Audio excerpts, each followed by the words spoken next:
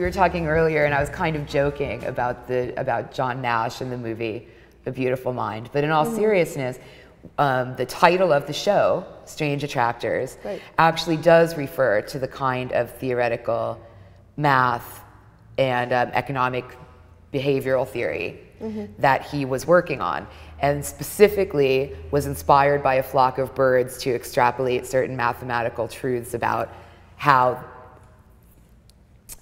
I don't want to say beings, because it also extends to like atoms and particles and aren't necessarily beings in that sense, but how sort of every iteration of anything animated by energy, right, be that a person or an atom, sort of follows these unconscious rules of, you know, fractal math, right? And so that it's not just an illusion when you feel like you see patterns between the way particles move when water boils and the way a storm gathers and the way people build cities.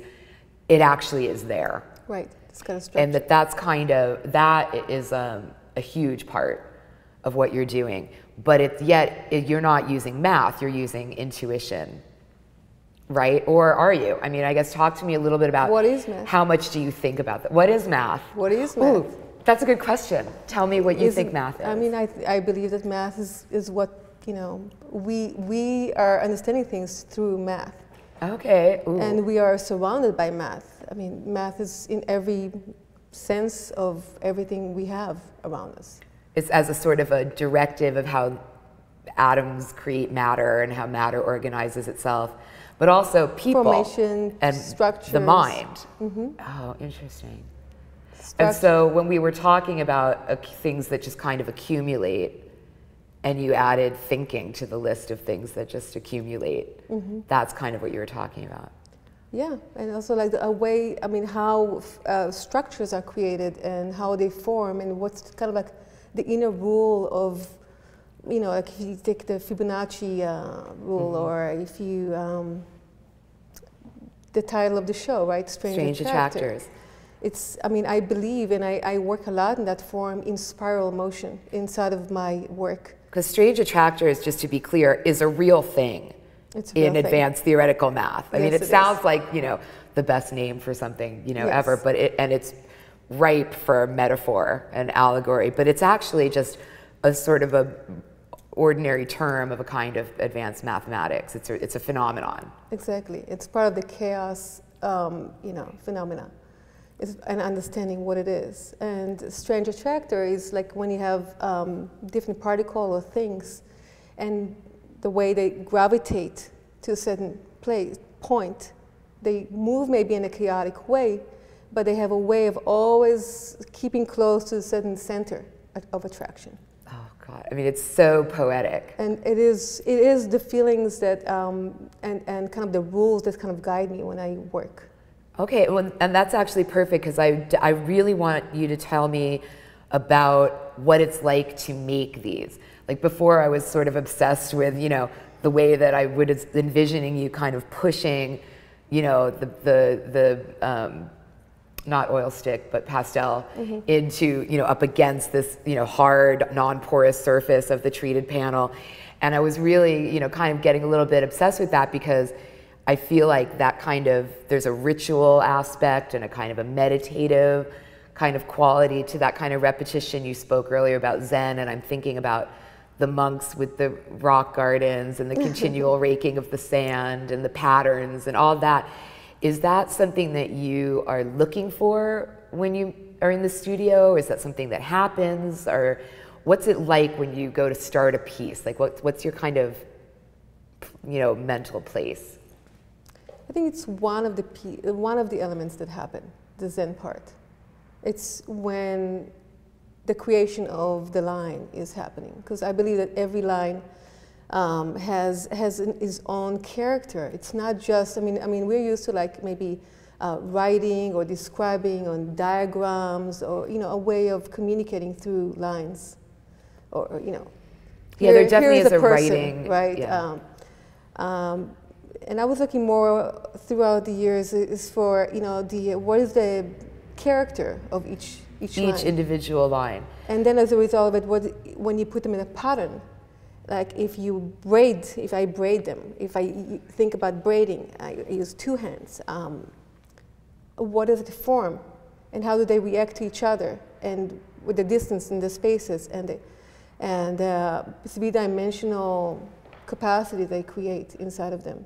I love the idea of each individual mark having its own character, because that kind of undermines or not undermines, but kind of the idea of repetition as an aspect of this. Because although physically, if I were watching you, it might seem repetitive as an activity, actually you're very conscious and engaged with the fact that every single flick of the wrist is actually very individual. It's individual, it comes from different directions. I'm crossing, I studied for many years the fingerprints, and I was I was fascinated with the fact that I want to talk about that. That's great. I was fascinated by the fact that after I realized how those maps are being created, is that actually they have a lot of crossing line, and yet they live just fine. They both have an existence that is just, I find to be fascinating. No, fingerprints is a really brilliant, I think, way into maybe understanding what's happening with the relationship between the math and the individuality. Because it seems like if things follow the same rules of mathematics, they should look the same when they're done following the same rules. Right. Right? And yet, snowflakes, fingerprints are famously all completely different, right, even though they all follow the same rules of how they're made. Right. So that might be a really helpful thing, right, to think about with these work. And it's outside of the closed round, like, as us as people, like, you can think about the neurons in your brain, or you can think about constellations out there and the way they gravitate to each other or form, patterns of their own. Right, and sort of how galaxies stick together, like why things don't just go flying off in all the different directions. Right. Except sometimes they do, right? And then you have like a flying mark out there. Exactly. Oh my gosh, that's really... So why did you study fingerprints? Was that like a previous life and a different career in crime and law enforcement, or was it more of something that became an interest through your art? It became an interest through my art, again, as I always studied the lines, and the prints have that lines, and they have a way of forming that interests me. It was far from well, no, but I have a little vision of you like all CSI with like, sure, scanning fingerprints and things like that. But I mean, that really was like a light bulb going off for me, that idea that different things could follow the same rules and still come out completely individually, I think is a really, really salient point. One thing that I have been wanting to talk to you about this whole time is also the use of the gray scale. I mean, I'm seeing linen and other kinds of like almost like a gesso or like a wash, where there's a little bit more of an earth tone being introduced in certain of the pictures, but basically they're black and white and gray. And I'm really curious about that, especially given your observation of the natural world as part of your inspiration, how you came to settle on working in the black and white. I wanted to specifically work on just a definition of the line, and I didn't want to get the drop or the push or the pull of the color. And the emotional sort of cacophony. Emotional content, I want to narrow it down to just the line. Okay, itself, that is kind of, it's a simple answer, but it's also, it's funny because when you were saying that, the art history student in me, right, has the little Rolodex, and that was kind of the big fight, 120 years ago in the sort of impressionist world, was that struggle between line and color, and which was the way to build shape, through building up color or through drawing and depiction. And, that's kind of a fight that in some ways, will never really be resolved. A tension between those things and the working together, but they are different. Line and shape are not the same. Right, and they can obviously can be combined very successfully, as we know, art history. Right, it's not like, negate it, but I just, you know, to narrow my focus. But people were taking sides for a while. Yeah. And I think it's just still lots to say about it, but yeah, again, I needed to narrow the subject, so I'm not like dealing with other. So the real subject in these paintings is the line work. Yes. And when you talk about the variety of influences and that kind of range of the spiritual and the energetic and the mathematical and the macro and all that stuff, those are things that you've since come to understand are part of it. But it wasn't like you set out to do a series of abstract drawings about science, right? That just sort of, like we were talking about the Strange Attractor title, that was an aspect of mathematical theory that you came across after you'd already been making this kind of work. Exactly. And you went, oh my gosh, that's what I'm doing. Yes. So where do you, it sounds like you must be kind of a voracious reader out in the world too. I mean, you know, and not afraid of taking on like a field of study, like fingerprints or theoretical math or whatever. How do you come across this information? Like, are you actively kind of researching out there to see kind of what the culture is, or does it kind of just appear? Well, I love serendipity. I love math, and yes, I read in different places. Well, I mean, I know that's like this Katie Couric, what do you read? But I just mean, not everybody is going to be conversant in a Zen practice and theoretical mathematics and forensic fingerprinting, right? True. So, well, I really believe that math is exactly like art or like music. For the same, it's abstract and it's the same level of understanding.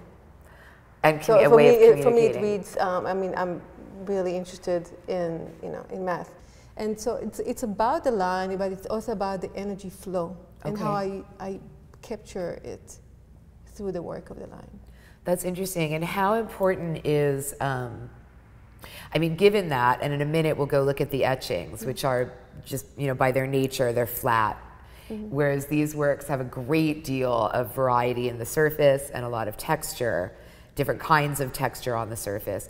So how is that something, in other words, you might think that an art that would sort of go a little bit reductive in its attempt to pursue the quality of the line might also take away elements of texture and surface and all those things. I mean, in other words, it is about more than just the line. There's a very physical kind of quality to the work. So I wonder, I'm sure you've thought about that. And I wonder if you could talk a little bit about what you're trying to do with all of the different textures that you're working with, as well as the marks that you're making. Textures in the painting here or in the art? In the paintings. There are patterns that... oh, I see. So the texture themselves are another... They weave together and they form the kind of space and the depth. And again, and also I'm using, beside leaving a mark, I'm also using functions like washing. Okay. Rebuilding something new. So it's not just about, I think I mentioned before about erase is the same like a mark. Leaving a mark. Oh, I like that. So because the idea of going in and taking something out, like off a scratch board, or how de Kooning used to go and wipe everything out and start over, that's another form of mark making and just another kind of line. Right. So it's not just about application. It's every little thing.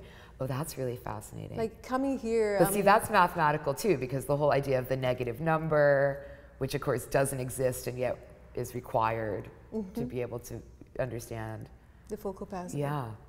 The dark and the light. Oh, you're totally blowing my mind right now. Oh, you are, because being able to, I mean, I know you say you're not a mathematician, but honestly, I feel like I understand math the way that you're talking about it. So maybe you are kind of an amateur, or from my art point of view, I am. Yes. Exactly. Have you had conversations with sort of math and science people? I mean, what do they feel like?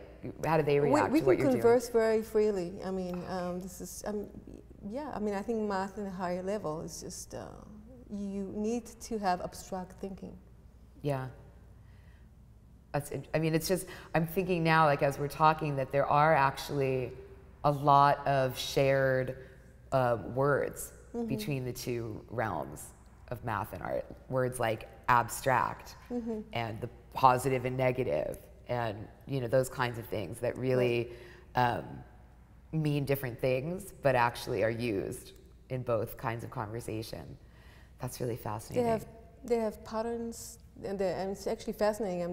The other day I was looking at the multiplication board with my daughter, right? And it's like, oh yes, let's study it again so you can memorize the whole thing. And I'm like, you know, this is fascinating because all of a sudden I could see more depth into this 0 to 100, how the patterns, you know, actually are different from one layer to another and actually are all the same.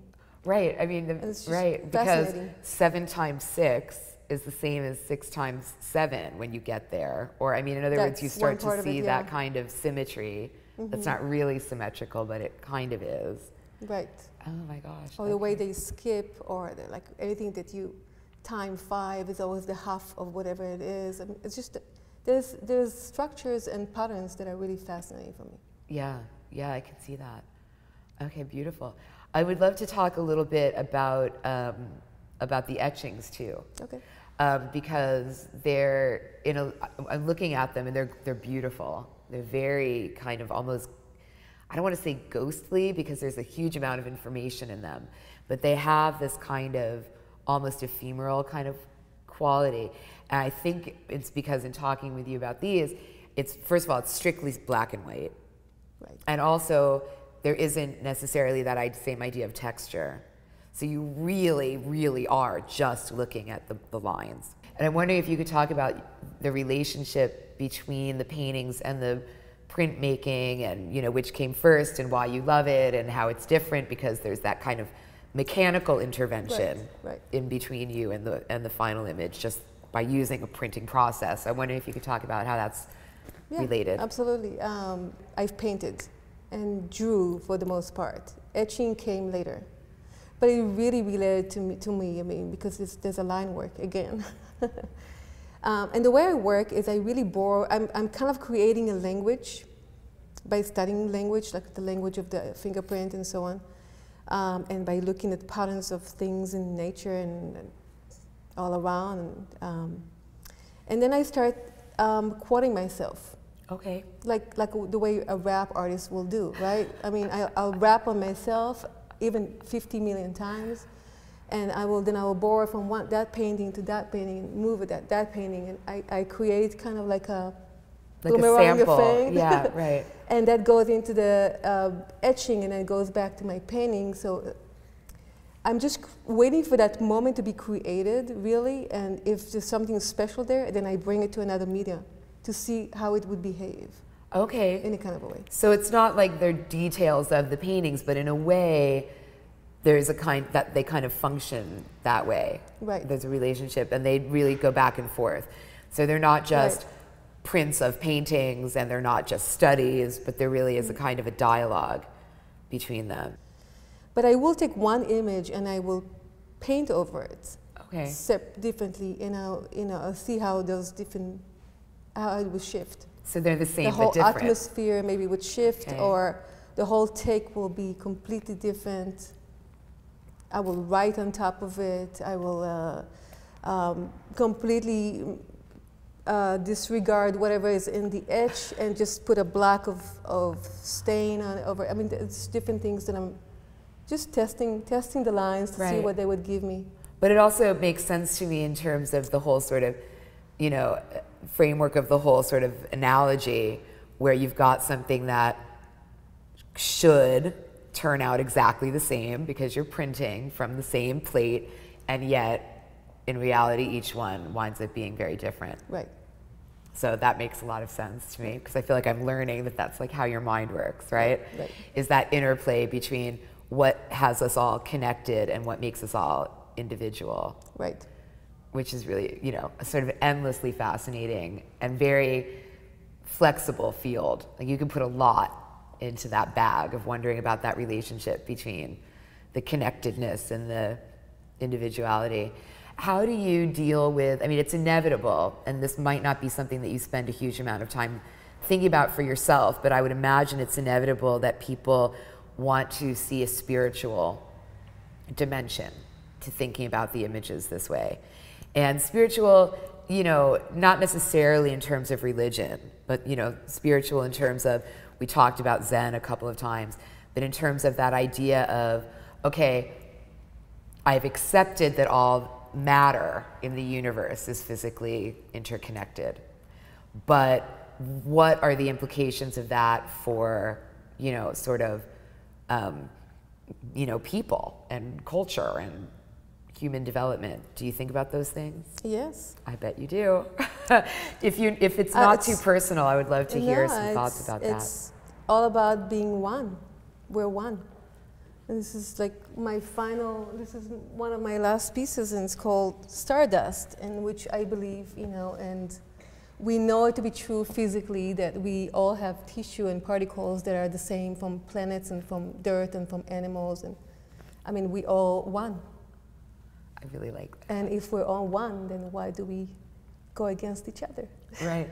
And your time, right. And your timing's perfect, because then they just, like 2 months ago, discover the Higgs boson particle, which is the one, the one piece of the puzzle that was missing for them to be able to prove definitively all of this about us all being interconnected, that kind of theory of everything particle. I'm pretty sure that was pretty recent. Like, that was the end of last year. And I gather this was, you know, some big mystery that had plagued scientists for generations or something. And that's exactly what it's about, is resolving that kind of oneness and what that actually is.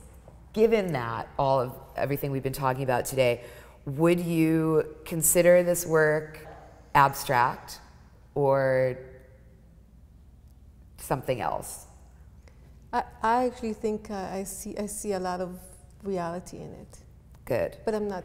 I was hoping you would say trying that. to convey again a specific story. So it's not about me trying to describe a flock of birds or moving particles. You know, it's just. I think this is the visions and the influences of your mind definitely go into any abstract piece you would take. You can see a lot of you know, life influences, notions. So it's thoughts, not a picture emotions. of, but it's a picture of, but not in the way that people think of things being pictures of things. Right. So it's a picture of a flock of birds and what that is, rather than a picture of birds. And it's really, in that sense, it's sort of, it's the underlying structure. And so it's a real thing that you're really looking to depict, but you're not worried about objects being legible, but yet they're not separable from the sort of world of objects and experience. I really like that. It's kind of like almost like a little origami of thinking. You know, it never quite ends. It kind of goes like pie. Intellect. It kind of goes on forever. Yeah. And for the most part, like I said, I'm not thinking about a specific like flock of birds or anything else, but it draws to a certain place, and from there, actually other people said, "Oh, we see that in your art." It's like, "Oh, okay." Right. It's like, well, if you I'm want, good with that. It's we're all one, so it's in there, right? Because we're all one. It's really fascinating, and I wondered, is that this idea of pattern recognition as a kind of instinctive function of the human mind, which is vestigial through evolution from a survival, because the idea of you being able to recognize patterns is going to make you a better hunter, a better agrarian, a better predictor of weather, you know, observer of the seasons, everything that's going to help you and your tribe have a more successful endeavor in, you know, in early human life. Pattern recognition is a fundamental, and so much is made of the fact that the brain still works that way. And so that one's eyes and mind still automatically search for patterns. We're just instinctively, unconsciously. You can't even You're stop looking, that. you can't just accept that something is, you know, and that's part of the reason that abstraction and minimalism were so sort of impactful, is that it kind of tried to block some of that. It's like, it's a white square, good luck finding a pattern here. And yet a lot of the geometrical abstractions and other kinds of things, you know, had to do with that.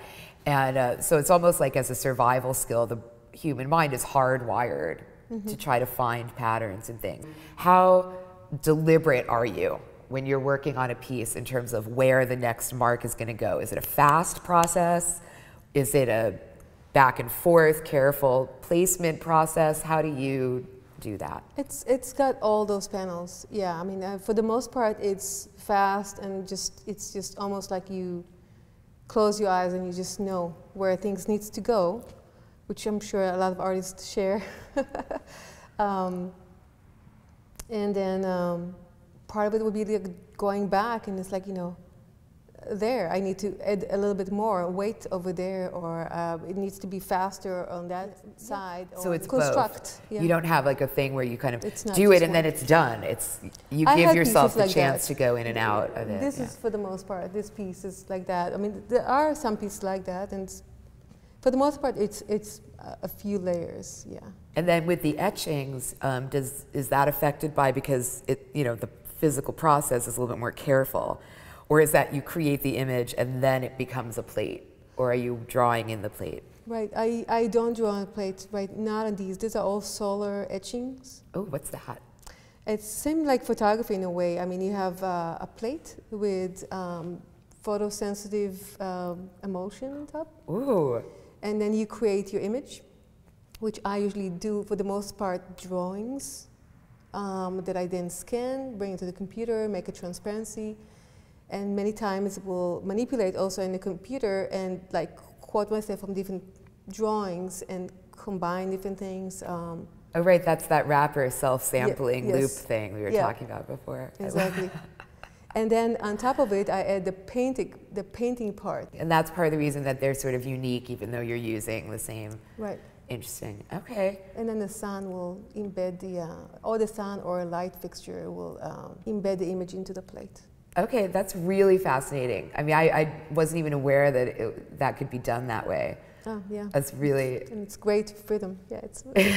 I really love it, because it also gives it a kind of, I mean, in looking at them, there is a kind of organic quality at moments in it. And it's, you know, I don't know enough about the intricacies of printmaking to know how much control that is, but it seems like it's almost, if you're working with photosensitive emulsions, it's sort of like ceramic glaze in that it's not, you're not seeing what's going to happen.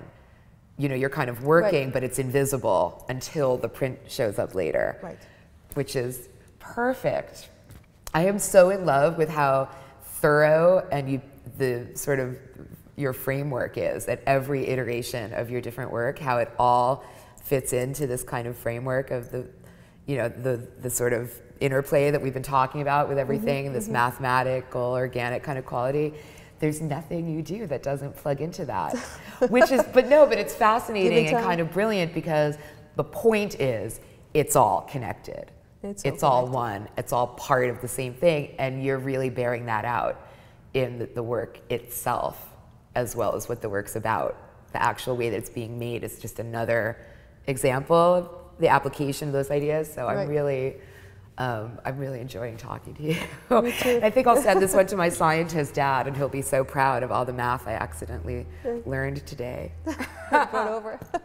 Brilliant. Oh my gosh, Tamar, thank you so much for spending this time with me today. I've really enjoyed getting to know you and the work at this level, and I'm your new biggest fan. I'm really on board with what you're up to here. So I love the way you're thinking and working. So yeah, this is a natural for me. Well, we're all one. Yeah, we're all one.